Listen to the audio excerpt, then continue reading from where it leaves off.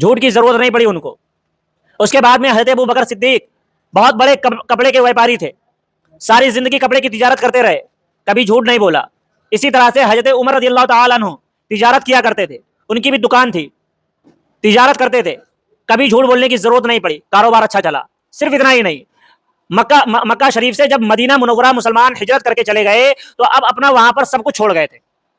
مکہ میں جب مسلمان ہجرت کر کے گئے، چاہے وہ ابو بکر صدیق ہو، عمر فاروق ہو، مولا علی ہو، حضرت عمر ہو، عثمان ہو، یا باقی تمام صحابہ کرام ہو، کسی نے بھی اپنے ساتھ میں کوئی چیز لے کر نہیں گئے، اپنے زمین، اپنے گھر، اپنے کھیت، اپنے مکان، سب کا سب وہیں چھوڑ کر چلے گئے۔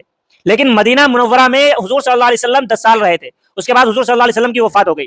حضور صلی اللہ علیہ وسلم کی زندگی میں 1 سے 2 سال کے اندر میں ان تمام لوگوں نے اتنا بڑا وہاں پر چیزیں بنا لی، سب کے بڑے بڑے کاروبار ہو گئے۔ مدینہ منورہ میں سب سے زیادہ، یعنی تمام صحابہ کرام میں اگر سب سے زیادہ کوئی امیر ترین صحابی تھے تو وہ حضرت عبد الرحمن بن عوف رضی اللہ تعالیٰ عنہ تھے۔ وہ مدینے میں رہنے والے نہیں تھے، مدینے میں پہلے سے ان کا کوئی کاروبار نہیں تھا، وہ کسی بڑے خاندان کے انسان نہیں تھے، بلکہ مکہ مکرمہ سے ہجرت کر کے اپنا سب کچھ چھوڑ کر گئے تھے۔ جب مدینہ منورہ میں حضور صلی اللہ علیہ وآلہ وسلم نے تمام صحابہ کرام کو جو ہجرت کر کے گئے تھے مکہ سے مدینہ، مکے والوں کو اور مدینے والوں کو ایک ایک کو بھائی بھائی بنایا تھا۔ حضور صلی اللہ علیہ وسلم جانتے تھے کہ مکہ سے جو ہجرت کر کے آئے خالی ہاتھ آئے، ان کے پاس کچھ نہیں، تو آپ نے ایک مکے والے کو اور ایک انصار کو، یعنی مدینے والے کو، مہاجر کہتے ہیں، مہاجرین کہتے ہیں مکے سے جو ہجرت کر کے گئے، اور انصار کہتے ہیں مدینے رہنے والوں کو، تو ایک انصار ایک مہاجر کو بھائی بھائی بناتے گئے۔ تو اب جن ان لوگوں نے اپنا سب کچھ حضور کے ایک حکم پر، آج ہم سے اگر کہہ دیا جائے کہ یہ تمہارا بھائی ہے، ہم اپنے بھائی کے بھائی سے آج جنگ ہو جاتی ہے، لڑائی ہو جاتی ہے زمین کے لیے، لیکن قربان جاؤں وہ تھی نبی سے سچی محبت۔ نبی نے جب کہا کہ یہ تمہارے بھائی ہیں تو انہوں نے آدھا آدھا، جن کے پاس ایک مکان تھا انہوں نے آدھا آدھا کر لیا، جن کے پاس 2 مکان تھے ایک مکان خود رکھ لیا، اپنا دوسرے بھائی کو دے دیا۔ صرف اتنا ہی نہیں، ایک صحابی نے تو حد ہی پار کر دی، ان کے پاس 2 بیویاں تھیں۔ وہ ایک صحابی جن کو حضرت عبد الرحمن بن عوف بھائی جن کو بنایا گیا، ان سے کہنے، عبد الرحمن بن عوف سے بولے کہ میرے بھائی، اللہ کے نبی نے آپ کو میرا بھائی بنایا ہے، میرے پاس 2 بیویاں ہیں، آپ جس کو چاہیں آپ بتا دیں، میں اس کو طلاق دے دیتا ہوں، آپ اس سے نکاح کر لیں۔ کہیں پر ایسی مثال آپ کو دیکھنے کو ملے گی؟ نہیں ملے گی۔ لیکن یہ نبی سے محبت کا اصول ہے کہ نبی نے اگر ایک بار کہہ دیا کہ یہ تمہارے بھائی ہیں تو بس ہیں۔ حضرت عبد الرحمن بھی، وہ بھائی بھی ویسے تھے، ایسا نہیں کہ انہوں نے کہا انہوں نے لے لیا۔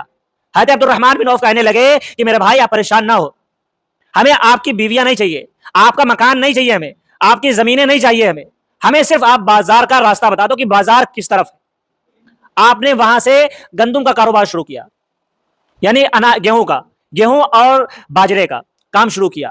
صرف چند سال میں ہی یعنی جس وقت جنگ بدر ہوئی تھی، جنگ بدر اور احد کے وقت تک وہ اتنے زیادہ امیر ترین ہو گئے تھے کہ صرف 2 سال کے اندر میں، جب حضور صلی اللہ علیہ وسلم مدینہ پہنچے تھے اس کے 2 سال کے بعد میں جنگ احد ہوئی تھی، اس وقت سب سے امیر ترین صحابیوں میں حضرت عبد الرحمن بن عوف تھے۔ اب آپ سوچیں ذرا، کیا آپ کو لگتا ہے کہ انہوں نے جھوٹ بول کر اتنی پیسہ کمایا ہوگا یا بےمانی کر کے؟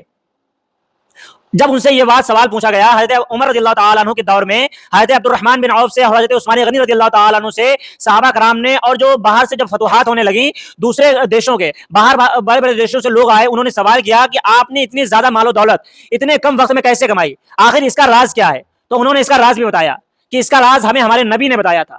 زیادہ مال و دولت کمانے کا طریقہ ہمیں ہمارے نبی نے بتایا تھا کہ تجارت کس طرح سے کرنی ہے۔ تجارت کرنے کے نبی نے صرف 2 اصول بتا دیے۔ سب سے پہلا اصول بتا دیا کہ جھوٹ کبھی نہ بولنا۔ اگر آپ چاہتے ہیں کہ آپ کے کاروبار میں خیر و برکت ہو تو جھوٹ کبھی بھی نہ بولنا۔ اور دوسری چیز ہمارے نبی نے کیا بتائی کہ کم منافع لینا۔ اب بھائی ظاہر سی بات ہے، اگر آپ کسی معاملات میں کم منافع لیں گے، دوسرا انسان زیادہ لے رہا ہے، آپ منافع تھوڑا سا کم لے لیجئے، تو ظاہر سی بات ہے آپ کی خرید و فروخت زیادہ ہو جائے گی۔ یہ نبی نے 2 طریقے بتا دیے۔ سب سے پہلی چیز کیا بتا دی کہ آپ جھوٹ نہ بولو۔ اب بھائی ظاہر سی بات ہے، آپ مارکیٹ میں بیٹھتے ہیں، کوئی بھی آپ کا کام ہے، کسی بھی طرح کے آپ کام میں بیٹھتے ہیں، ابھی ہم نے آپ کو بتایا کہ آپ اگر جھوٹ نہیں بولیں گے تو پھر آپ بہت سارے گناہوں سے بچ جائیں گے۔ اب ظاہر سی بات ہے، آپ اگر جھوٹ نہیں بول